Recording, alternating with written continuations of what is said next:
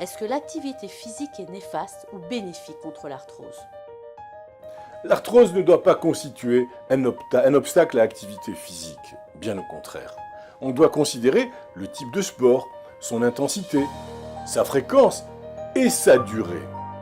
Des activités physiques intenses et une blessure antérieure, par contre, sont des facteurs négatifs pour l'articulation, donc des contre-indications. Par contre, ces exercices, qui sont bien dosés et personnalisés, seront bénéfiques contre la douleur et également permettront une meilleure fonction de l'articulation. Et ils n'ont pas d'effet nuisible sur le cartilage. La hanche étant une articulation, vous l'avez compris, de mise en charge.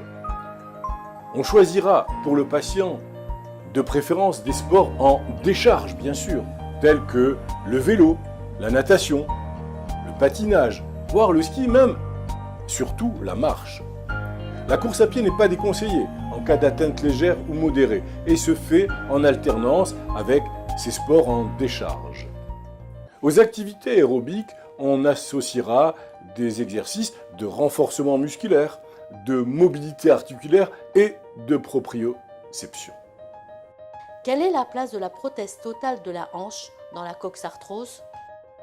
Mais il faut savoir qu'environ 40% des cas de coxarthrose nécessiteront une prothèse 5 ans après le diagnostic. Particulièrement si le patient est âgé, particulièrement s'il existe une surcharge pondérale, mais également s'il existe une douleur importante et un pincement articulaire serré au moment du diagnostic. J'insiste sur le fait que la décision chirurgicale doit être personnalisée et reposer sur les objectifs du traitement de l'arthrose, c'est-à-dire la diminution de la douleur et l'amélioration de la fonction articulaire. Il s'agit donc d'une décision de dernier recours lorsque les différentes modalités thérapeutiques que nous avons envisagées précédemment se sont révélées inefficaces. Chez les patients plus jeunes, on envisagera le fait que la durée de vie d'une prothèse est souvent de moins de 15 ans à cause d'une usure prématurée des surfaces de frottement. Dans les modalités thérapeutiques, la perte de poids et l'activité physique sont des éléments essentiels.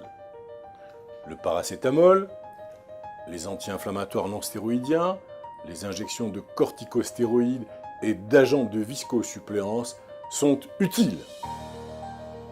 Le recours aux narcotiques sera peu fréquent. La prothèse totale de hanche, enfin, constitue des solutions de dernier recours.